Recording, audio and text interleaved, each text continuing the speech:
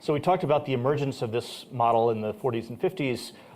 Let's talk about how it started to unwind, how it started to come undone. Take us to the 70s and 80s, and what are the shifts that started making things change?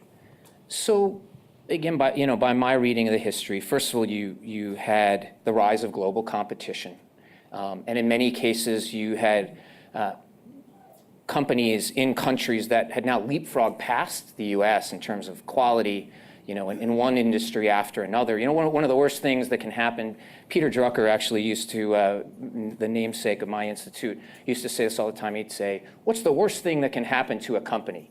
People would be thinking, he'd say, "Success."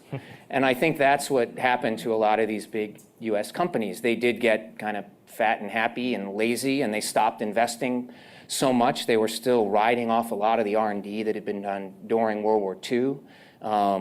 And the GM cars of the 70s were not that good. They were not that good. That's right. Yes, that's exactly right. And so you had, right, in autos and consumer electronics and steel and in all kinds of industries, just the rise of global competition.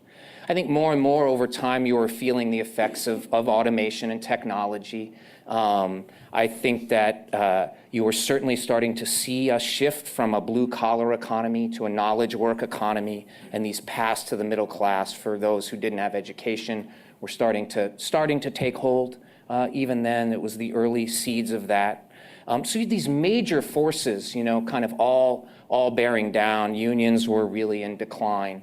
And then we, of course, went through, in the early 70s, the worst recession that we had had since the Great Depression. It was coupled with staggering levels of inflation. I mean, the economy was just a mess. And there was a lot of pressure on companies, to try and survive in that kind of climate. And meanwhile, you had pressure from investors that began. And so this was one of the first areas where you saw, then they were called corporate raiders, I guess. And there's some of the same names around now, the Carl Icahns and the Boone Pickens and, Harold Simmons. Some involved running the government. Yes, exactly. And they started to show up and put pressure on companies to return more to shareholders. And we can talk about this. I mean, there was a whole kind of intellectual movement that I think gave them some cover and sort of legitimized what the pressure they were putting on executives. And that also, to me, you had all these big forces going on that we talked about, and then the gasoline kind of on the fire became this shift to maximize for shareholder value above all else. And so you could have looked and said, in an old stakeholder model, you might have said, there are all these big forces bearing down on my workers.